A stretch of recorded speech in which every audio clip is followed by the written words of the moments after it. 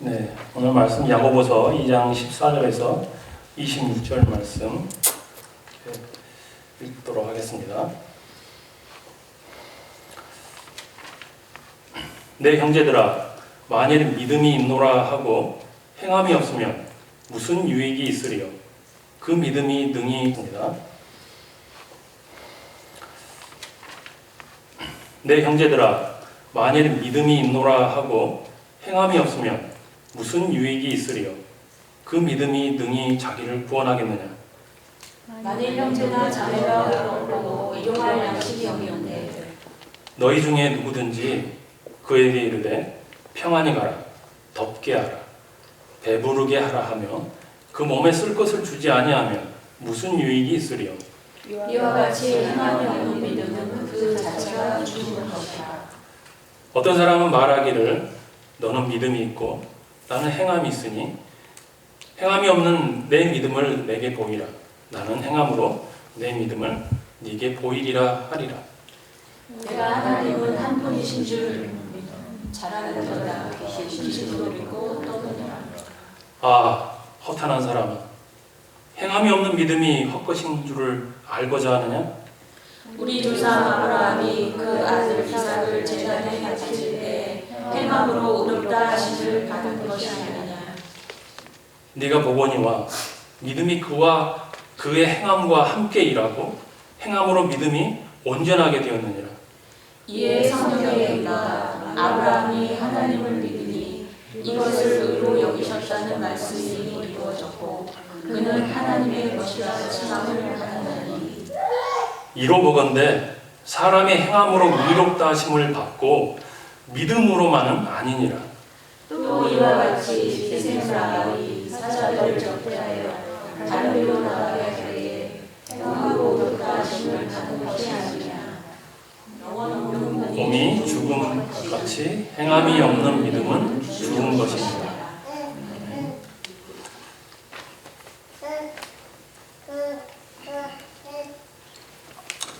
네, 믿음 생활이라는 제목으로 우리 말씀을 나누도록 하겠습니다. 제가 말씀을 위해서 잠깐 기도하고 시작하도록 하겠습니다. 하나님 아버지 감사합니다.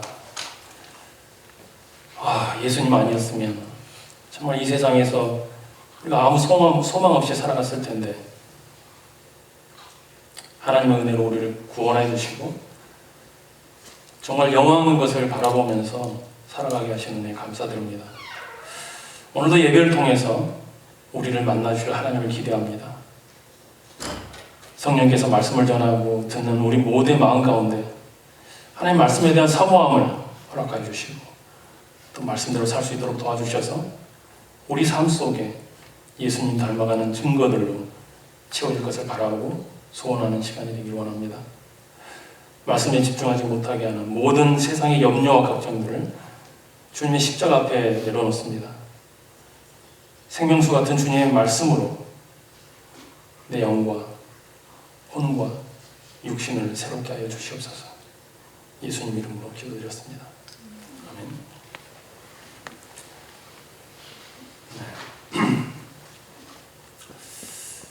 야고보가 살던 시대 크리스천들은 정말 힘든 삶을 살았죠.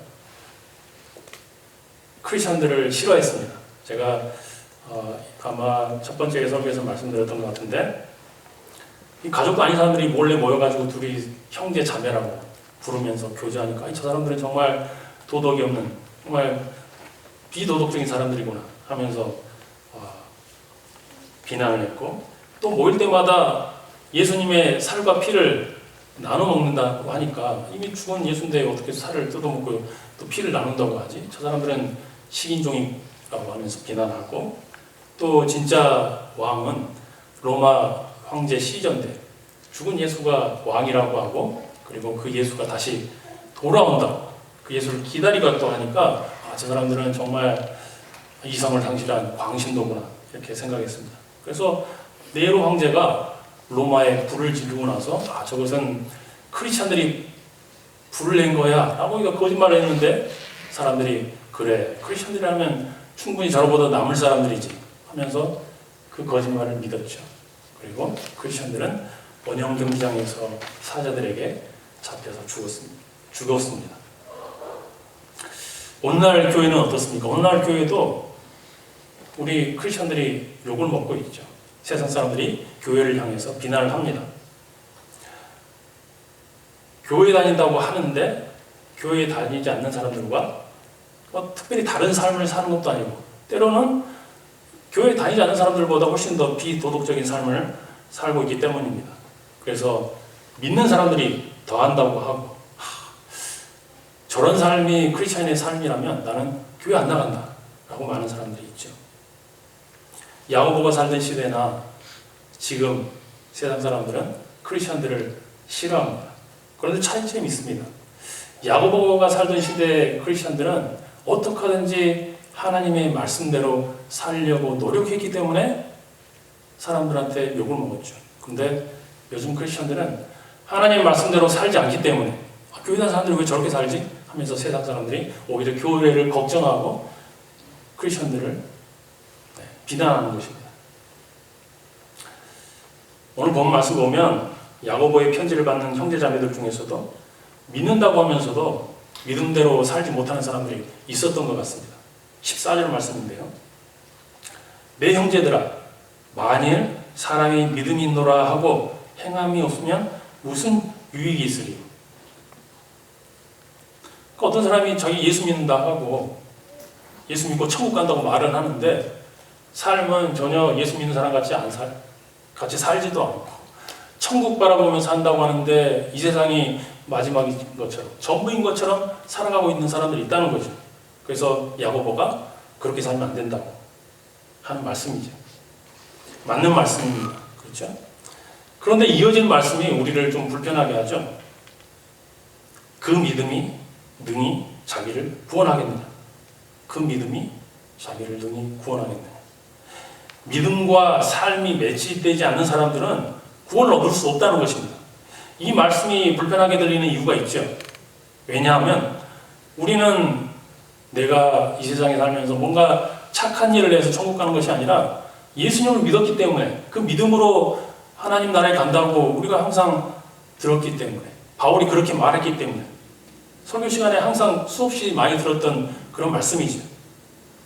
로마서 3장 28절 보면 사람이 율법의 행위와는 상관없이 믿음으로 의롭다고 인정을 받는다고 우리는 생각합니다. 이렇게 기록되어 있고 에베소서 2장 8절 9절 말씀에 여러분은 믿음을 통하여 은혜로 구원을 얻었습니다. 이것이 여러분에게서 난 것이 아니요 하나님의 선물입니다. 행위에서 난 것이 아닙니다. 그러므로 아무도 자랑할 수 없습니다. 그래서 믿음으로 구원 얻는다는 것을 강조했던 그래서 종교개혁에 앞장섰던 루터도 이 말씀을 읽고 나서 이 야고보서는 정말 신약에 있는 여러 가지 책 중에서 정말 지푸라기 같은 책이라고 이렇게 말했습니다. 그런데 자세히 성경을 보면 사실 야고보와 바울은 서로 다른 말씀을 하고 있는 것이 아닙니다. 사도행전에서 예루살렘에 있는 예루살렘 교회를 다니고 있던 유대인들 중에서 이런 말을 하는 사람들이 있었습니다. 이방인들이 교회에 들어오는 거 좋다. 예수 믿는 거 좋다. 그런데 이 사람들이 예수 믿으려면 먼저 할례를 받아야 된다. 유대인들의 율법을 지켜야 된다고 이렇게 말했죠. 그래가지고 이 문제 때문에 예루살렘 교회에서 회의가 열렸습니다. 그때 바울, 야고보, 바나바 다 모여서 회의를 해가지고 내린 결론이 뭐냐? 우리는 오직 믿음으로 하나님의 은혜 때문에 구원 얻는다. 이것을 글로 적어서 편지에 적어서 주변에 있는 모든 교회들에 다 돌렸습니다. 그래서 오늘 말씀에서 야고보가 믿음이 중요하지 않다고 이렇게 말씀하는 게 아닙니다.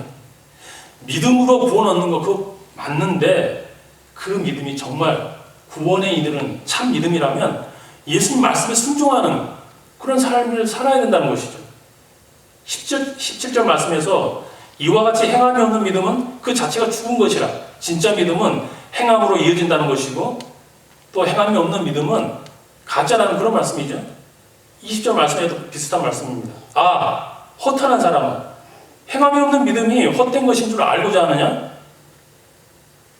마지막 26절에서도 같은 말씀하죠.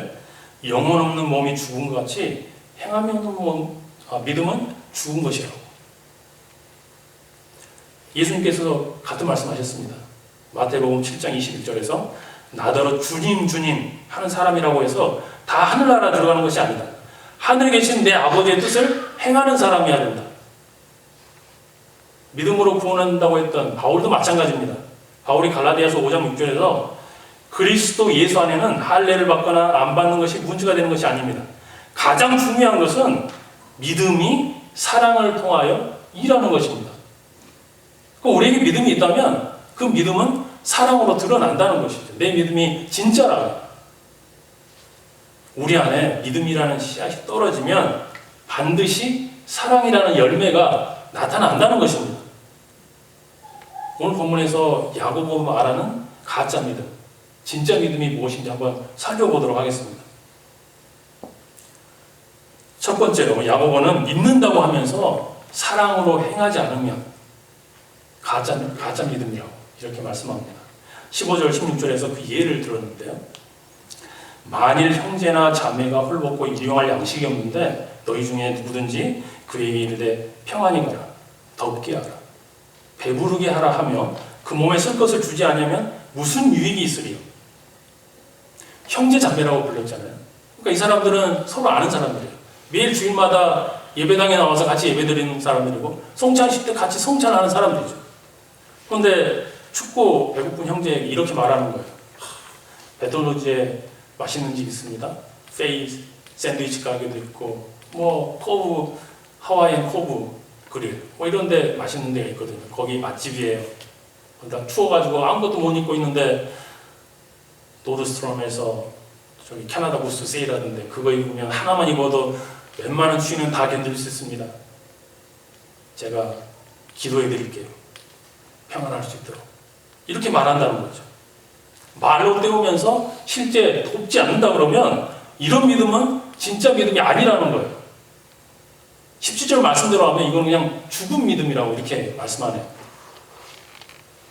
제가 한국에서 다니던 교회 대학 청년부에서 믿음이 좋은 선배가 한 명 있었습니다. 1990년대 후반인데 그때는 이제 우리는 지금 파워포인트로 예배를 보잖아요. 그때는 그렇게 그게 일성화된 때가 아니었습니다. 그래서 그 선배가 이제 대학 청년부에 우리가 앞으로 파워포인트를 통해서 예배를 드리자. 근데 TV가 없잖아. 지금 이렇게 큰 TV가 있는데 그때는 프로젝션 TV라고 해가지고 엄청 무겁고 큰 TV인데 가격도 엄청나게 비쌌습니다. 그래서 대학 청년부에서 예산이 그걸 살 수 있는 예산이 없잖아요. 그래서 우리가 이제 그러면 새벽 예배 나가서 기도하자. 그래서 새벽 예배 나갔습니다. 근데 새벽 예배 나가서 기도했는데 그날 기도할 때 좀 차이가 있었죠. 우리가 어디서 기도했냐면 강대상 맨 앞줄에 앉아가지고 정말 통성으로 열심히 기도했습니다. 그리고 나서 다음 주에 대학청년부 예배를 갔는데 이 예배당 중앙에 프로젝션 TV가 엄청 큰 게 가격이 어마어마했을 텐데 그게 딱 나와 있는 거예요. 이거 하나님의 기도응답이죠. 근데 TV가 하늘에서 떨어졌을까요? 떨어진 게 아니죠. 저희가 예배당 맨 앞쪽에서 열심히 통성기도 했잖아요. 그 자리가 담임 목사님이 기도하는 자리하고 가장 가까운 자리거든요. 그 뒤에서 그렇게 하나님 우리 예배를 위해서 프로젝션 TV를 주셔서 열심히 큰 소리로 기도하니까 담임 목사님이 들으신 거죠. 그래가지고 그 다음 주에 프로젝션 TV가 딱 거기 서 있었던 겁니다. 우리가 기도할 때 하나님께 기도하고 하나님께서 기도 응답해 주시는데 사람을 통해서 사람을 사용해서 하나님의 사람을 통해서 기도 응답을 해 주십니다. 교회 안에서 우리가 배고프고 춥고 배고픈 형제를 봤을 때 그것이 내 눈에 보인다는 것, 이 자체가 사실은 정말 은혜죠. 이거 안 보이는 사람들이 있거든요. 영적으로 둔감한 사람들. 영혼에 대한 관심이 없는 사람들은 그거 볼 수가 없습니다. 하지만 내가 도움을 줄 수 있는 그 도움을 하나님께 미룬다고 하면 나의 믿음은 진짜가 아닙니다. 기도는 내가 도울 수 없을 때, 내가 돕고 싶은 마음은 있는데 내가 그럴 능력이 없을 때 하나님께 구하는 것이 기도입니다. 내 눈에 어렵고 힘든 형제자매가 보인다 그러면 내 믿음이 진짜인지 아닌지 확인할 수 있는 좋은 기회입니다. 하나님께서 우리에게 믿음의 공동체를 허락해 주신 이유가 바로 여기 있습니다. 우리 교회가 목회자가 없는 시간들을 지내왔고 또 팬데믹이라는 힘든 시간들을 지나왔잖아요. 이 위기의 시간들을 버텼던 것은 교회의 공동체 아닙니까? 우리가 교회였기 때문에 함께 모여서 이 힘든 시간들을 같이 견딘 겁니다. 하나님께서 우리에게 한 사람 교회를 주신 것은 하나님의 은혜죠. 그래서 우리가 어떻게 하든지 교회 중심의 믿음 생활을 하려고 노력해야 됩니다. 예수님께서 우리에게 나에게 베풀어 주신 사랑과 은혜를 연습하는 곳이 바로 교회이기 때문에 그런 것입니다. 테드라는 그 어플이 있거든요. 한 10분에서 20분, 길게 30분 정도 그 강연하는 어떤 사람들이 강연을 듣는 어플입니다. 몇 년 전에 런던 경찰청에서 일하고 있는 존 서더랜드라는 사람이 모든 접촉은 흔적을 남긴다라는 제목을 가지고 테드에서 연설을 한 적이 있습니다. 이 사람이 한 말을 간단히 요약하면 이렇습니다. 모든 범죄 현장에는 그 범인이 남기고 한 흔적이 남는다는 거예요. 범인이 걸었던 자리에는 신발 자국이 남고 만졌던 곳에는 지문이 남고 또 옷에서 떨어진 섬유 조각이라든지 아니면 뭐가 깨졌으면 유리잔 깨진 거 어떻게든 그 접촉된 곳에는 모든 흔적이 남는다는 거예요. 근데 이 사람이 이 모든 흔적이 남는 접촉이 흔적을 남긴다는 그 원리를 단순히 범죄 현장에만 적용하는 것이 아니라 사람들의 관계 속에서도 그런다는 거예요. 사람과 사람들 관계 속에서도 이게 마찬가지로 적용되는데 우리가 누군가를 만날 때 그게 교회에서 누군가를 만나든 아니면 직장에서 누군가를 만나든 그 만남에는 항상 흔적이 남는다는 거예요. 어떻게 흔적이 남을까요? 때로는 격려하는 관계가 될 수도 있고 때로는 무시하는 관계가 될 수도 있고 손을 잡아주기도 하고 손을 뿌리치기도 하고 가까이 다가가기도 하고 일부러 피하기도 한다는 거죠.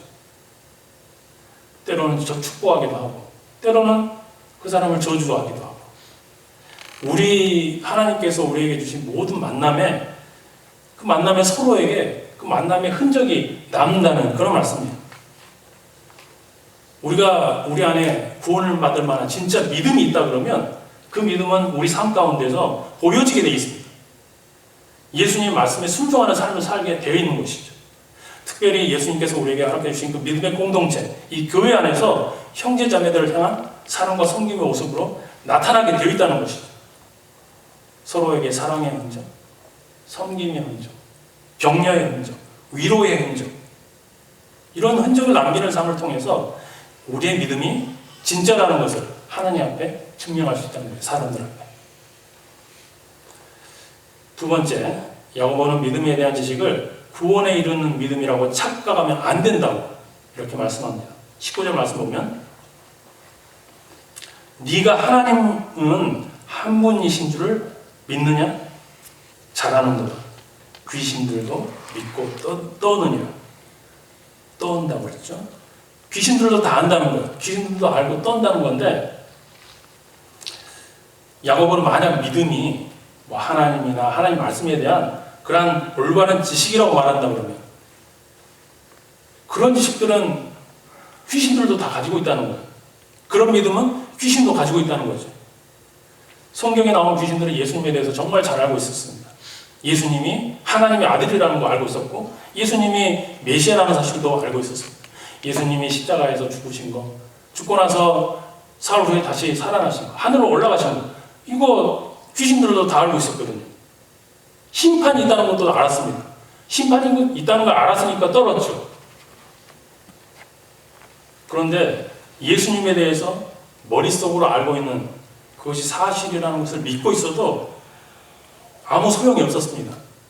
왜냐하면 귀신이 예수님에 대해서 정확하게 알고 있고 우리보다 더 많이 알고 있었지만 예수님 믿은 것도 아니고 예수님 말씀에 순종하는 삶을 사는 것이 아니기 때문에 그렇죠.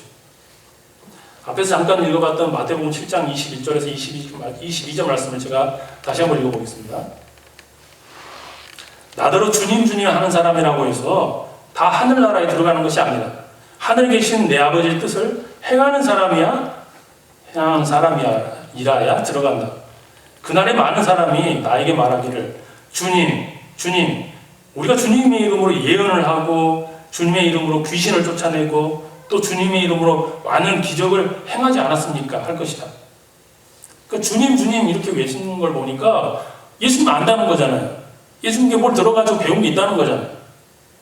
근데 23절에서 예수님께서 뭐라고 말씀하시냐면 그때 내가 그들에게 분명히 말할 것이다. 나는 너희를 도무지 알지 못한다.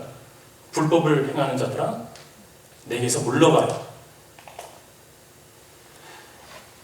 예수님에 대해서 많이 알고 있고 정확하게 알고 있다고 해서 예수님과의 관계가 좋은 것은 아니라는 말씀이죠.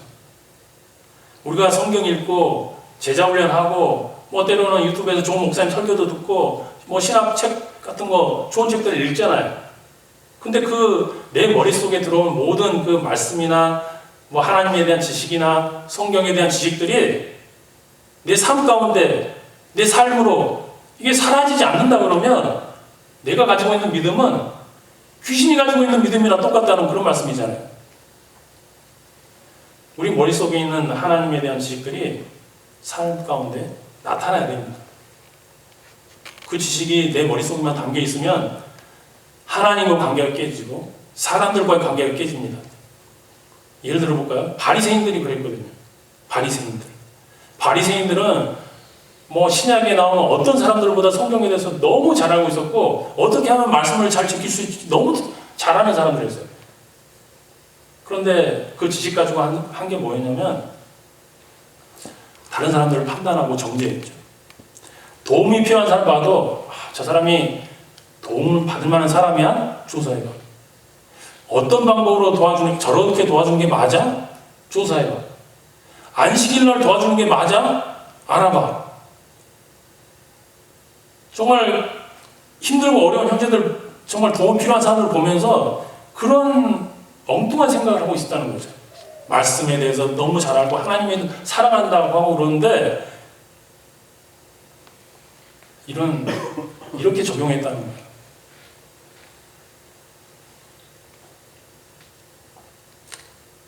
하나님에 대해서, 말씀에 대해서 많이 알고 있는 것이 믿음이 좋다고 착각이기 때문에.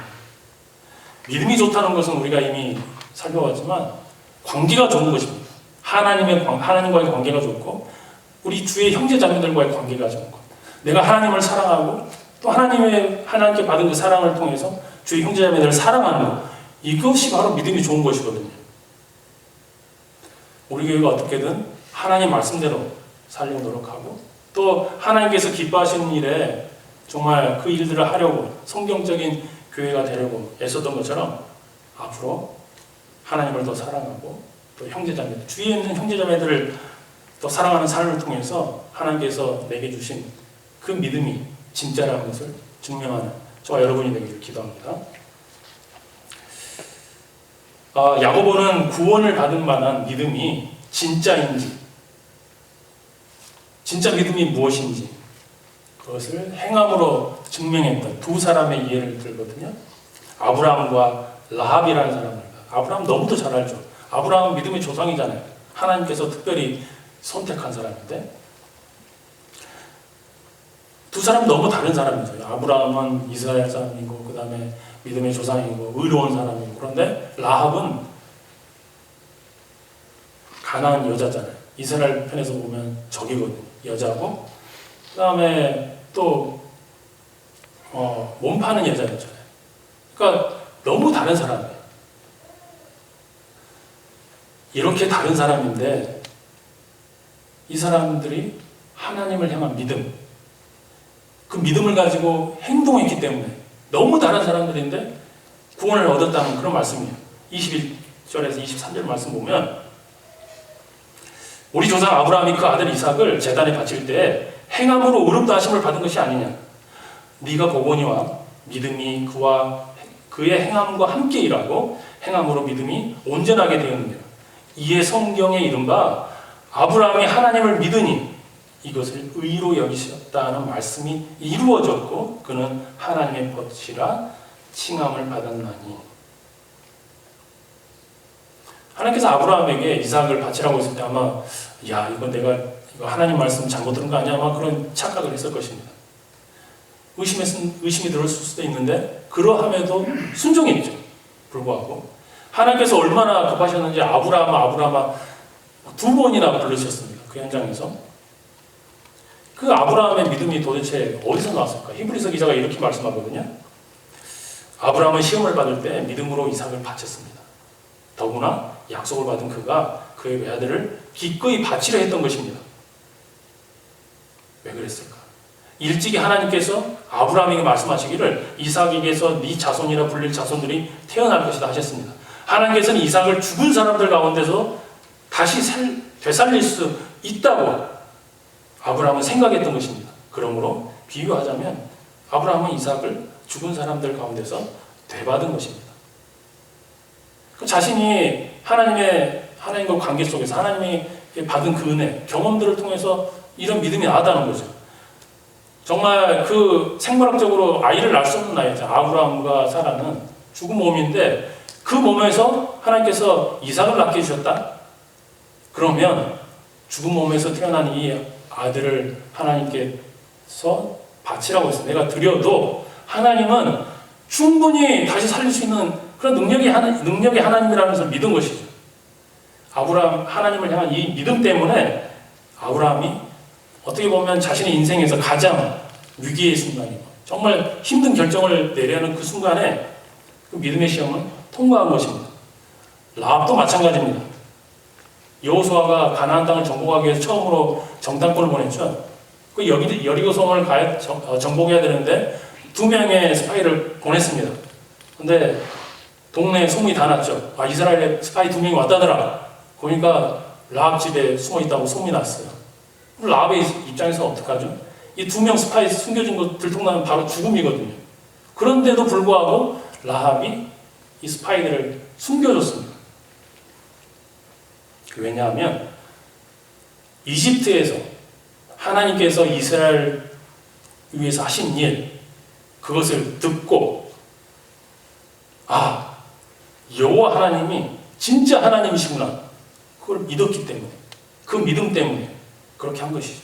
인생의 위기에서 하나님을 향한 그 믿음 때문에 라합과 라합의 가족이 함께 구원 얻은 것입니다. 두 사람이 전혀 다른 배경, 다른 삶을 살았지만 이 사람들의 믿음 생활에는 공통점이 있습니다.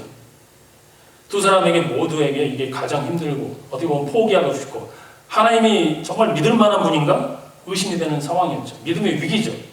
그런데 위기 상황 가운데 아브라함과 이 라합이 둘 다 믿음으로 행동했다는 그게 공통점이 있습니다. 우리의 믿음이 자라고 구원을 받을 만한 그 믿음이라는 것이 증명되는 언제냐? 증명할 때는 우리가 평안하고 건강하고 아무 걱정 없이 살 때가 아닙니다. 사실 그때는 이런 위협을 감수할 만한 믿음이 필요도 없죠. 우리 인생의 가장 바닥일 때 건강이 무너지고 사람과의 관계가 깨지고 기도한 것과 정반대의 상황이 펼쳐질 때 경제적으로 힘들 때 그때 내 믿음이 진짜라는 게 드러난다는 거죠. 그때 담대한 믿음이 필요한 것입니다. 그때가 내 믿음을 증명할 때이고 내 믿음이 자랄 때이고 내가 구원받을 믿음이라는 진짜 믿음이라는 그런 사람이라는 것을 증명할 수 있는 보여줄 수 있는 그런 때라는 것입니다. 혹시 지금 어렵고 힘들고 포기하고 싶은 그런 상황 가운데 있습니까? 지금이 하나님께 감사할 수 있는 가장 좋은 때입니다. 내 믿음이 진짜라는 것을 확인할 수 있는 가장 좋은 때입니다. 왜냐하면 지금 가장 어둡고 끝이 보이지 않는 이 터널 속에서도 이게 끝인가라고 느껴지는 이때가 내가 하나님을 향한 내 믿음이 진짜라는 것을 확인할 수 있는 좋은 기회가 되기 때문에 그렇습니다. 우리는 행한다는 것이 항상 내가 뭘 하는 것을 생각합니다. 행한다? 뭘 하는 거잖아요. 세상은 그러거든요. 뭘 하면 뭐 노력한 거에 대한 결과가 항상 있어야 되는 거거든요. 세상에서는.